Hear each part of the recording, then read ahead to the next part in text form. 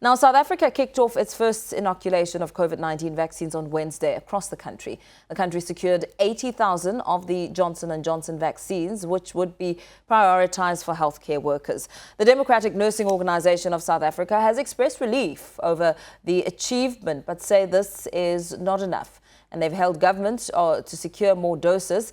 The Johnson & Johnson vaccines are administered in 2 public hospitals in each province, with the exception of the Northern Cape, where 1 hospital will carry out the rollout. We now speak to spokesperson of DENOSA, Sbongiseni Delihlazo, about this. A very good morning to you. Thank you so much for your time. You have welcomed the Johnson & Johnson vaccination process, but you've expressed some concerns about the number of health workers versus the vaccinations that have been rolled out. Good morning to you, Paul, and good morning to the viewers at home. Well, we indeed do welcome the opportunity for the vaccine, particularly for our healthcare workers who've been hard at work. And indeed, we did express a bit of concern because we've got 1.25 million healthcare workers in our country, and we just got a batch of 80,000 jabs, which is, of course, a drop in an ocean. We hope, however, that the process, of course, of acquiring more, in fact, delivering more, because already they've been secured, but just delivering them into our country is something of great importance, and we hope that it gets done quite urgently. And let's talk a little bit about the sort of reception, how nurses across the country have received, healthcare workers, have received the vaccination and are now adjusting to whatever side effects the vaccination may have. What have you heard from them? Well, of course, there was quite anxiety just before, just as there would always be anxiety when you have to take a jab. But of course, if you remember, there were quite mixed messages that were doing the rounds in our social media networks, and with various leaders, of course, expressing some reservations as well. So that was bound always to have an effect on the uptake levels, of the vaccine itself. But for us, it has been proven that we can't rely on the PPE due to poor quality, and SIU has exposed this, just as UCT report did expose last year, that many suppliers supplied PPE to our healthcare facilities of substandard. And therefore, there's quite a linkage between that and the fact that we've seen a number of our healthcare workers getting infected, not only getting infected, but some dying, unfortunately. So for us, for as long as this is going to protect the healthcare workers, and if it has gone through all the relevant processes, we believe that the protection is a necessity, because we do not want to lose any more healthcare workers, under these circumstances.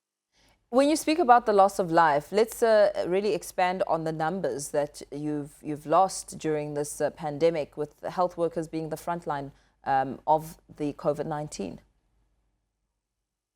Well, of course, we are just about to get out of the second phase.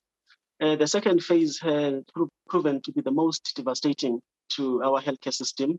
It truly tested the resilience of our system and our systems in the healthcare system itself. We have not had less than 43,000 healthcare workers getting infected, and many of those got infected in the second phase. And of that, of course, we have not lost less than 600 healthcare workers. In a country like South Africa, with a severe shortage of staff, that is a huge number, and it's quite concerning to us. And more concerning to us is that there appears not to be any urgency in replacing healthcare workers that are lost to the system. And given the need to service our communities, we believe it should be a priority. But that we have lost so many healthcare workers is a serious indictment. And I think it calls on us collectively to look into the systems and in terms of protecting our healthcare workers, who are doing a marvelous job, by the way. We are currently sitting at 93.7 recovery rate of this pandemic. And it's thanks to our healthcare workers. Currently, we've got, almost 44,900 active cases. That speaks volumes, and I think the need to protect them should be something that is of great priority to powers that be. And as you speak about the powers that be, we also know that, of course, the overall call here was to ensure that the the vaccine and the rollout process eases the burden and the stress experienced by healthcare workers and the tensions and anxiety during this time. Let's, of course, just expand more on the psychological impact of COVID-19 and the pandemic on healthcare workers and exactly how severe it's been. The impact has been huge on our healthcare workers. Most of our healthcare workers got infected because most of our healthcare workers do not own their own houses. Most of them stay with their parents. So they got infected, and unfortunately, in some cases, they also infected the people that they are living with at home.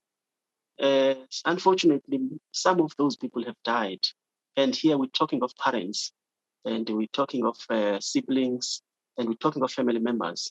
Now, the impact that has had on our healthcare workers, on their well-being generally, has been huge. And unfortunately, the issue of psychological counseling and support is one area which had been seriously lacking during these two phases, during these two waves. And we have been warned of a third wave. As we speak, our healthcare workers are out of energy. They have given their all. Unfortunately, the support psychologically is an area that we feel needs to be prioritized going forward, because many of them, they are anxious, depressed as we speak. Some have actually resigned, not going to another employment opportunity, but just because they've had it enough. And some have, of course, are still suffering in our healthcare facilities as we speak. There's no intervention in terms of supporting them. And it's very unfortunate. And I think they are not ready. I don't think they are ready for the third wave. And of course, with the vaccine itself, the vaccination program, we know with the Johnson & Johnson, it takes up to 28 days for it to kick in, in your system. And we hope that the third wave does not come around, or if it does come around, many of them would have been safeguarded and have taken the vaccine itself. But that will also be dependent on engagements and on cascading of information to each and every one of them, so that they could be in a position to make an informed decision and exercise their constitutional right on whether to take the vaccine or not. Are you satisfied with the process of how and who the vaccines were given to in this first round? We know, according to a statement from the health minister, that an additional 500,000 doses are expected to arrive in the country over the next few weeks, and they'll be supplemented by another 20 million doses of the Pfizer vaccine that are also expected to arrive at the end of March. But when it comes to this first batch and who it was given to, perhaps the health workers that it was given to specifically, are you satisfied with that process, or is there concern perhaps that it could have been given to those with comorbidities first? Is that process satisfactory? Well, the process itself, of course, it's a new process, and we're doing this for the first time. And of course, when you are implementing new systems, there's always bound to be some glitches. We do hope, however, that the glitches that are presenting themselves are looked into and resolved. For instance, you can't be vaccinated without registering. So there is an online registration platform where each and every healthcare worker must register. And not all of them have access to that, considering the environment that they work under. Some are working in rural areas with not much access to internet. And so therefore, those we believe need to be assisted so that they could be enrolled onto the system, so that they could be ready to be vaccinated if they are willing to. But I think information, cascading it down to healthcare workers so that they know these processes, what is to be done. Of course, there's an allowance for one to register on site, which is a process that may take a little bit longer. Our concern is that if the online registration process is not promoted adequately, you may end up having more healthcare workers going to register on site, and therefore that may create some congestions, and we hope that that area gets resolved speedily. The 80,000 vaccines is a drop in the ocean, considering that we've got 1.25 million healthcare workers. And of course, healthcare workers, as we know, are 3 times and to 4 times more likely to get infected because of the nature of their work.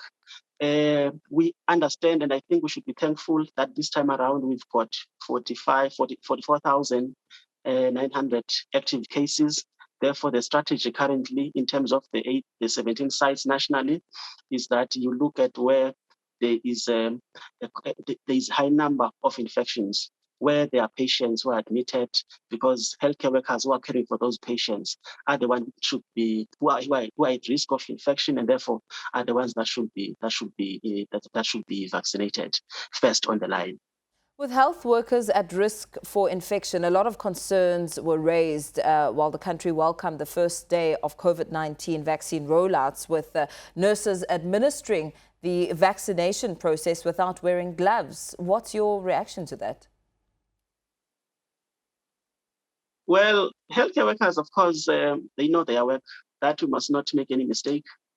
This process, the vaccination itself, is just the intramuscular injection, and not too much overprotection is necessary, so long as you've done the hand hygiene. Basically, you do sanitize, you wash your hands, and because there's not too much contact with blood and the like. So they are quite familiar with that process. It's in terms of scientific guidance, it's absolutely not necessary, for as long as you are quite observant as a healthcare worker and you do the hand wash and hand hygiene, you observe all of those protocols. It's not really an overly protective area that you can be lambasted on. And in fact, it's really healthcare workers. You can ask any healthcare worker. It's not an area that is really an area that could be projected as having been neglected at all.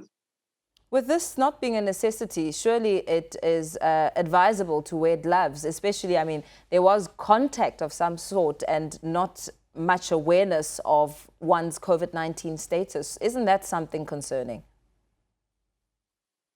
Well, obviously, every healthcare worker has to, they know when they inject a patient, and there are techniques in doing that.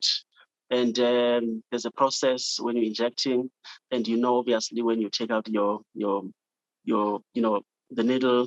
So it's quite a process that they are quite familiar with, and they are observing every area. And of course, it will be those who obviously are not sure of their own safety, or perhaps will not be as confident about conducting the process itself, that they would obviously need to take the glove. Okay. As you talk about this, I can't help to think that it was really something that should have been done. It was necessary for these gloves to be worn. It gives some sort of level of comfort. I know for sure if I was being vaccinated, I would want a nurse or healthcare worker to be wearing gloves. But of course, thank you so much for your time. Thank you for sharing your concerns with us. That was the spokesperson for the Democratic Nursing Organization of South Africa, Sbongiseni Delihlazo.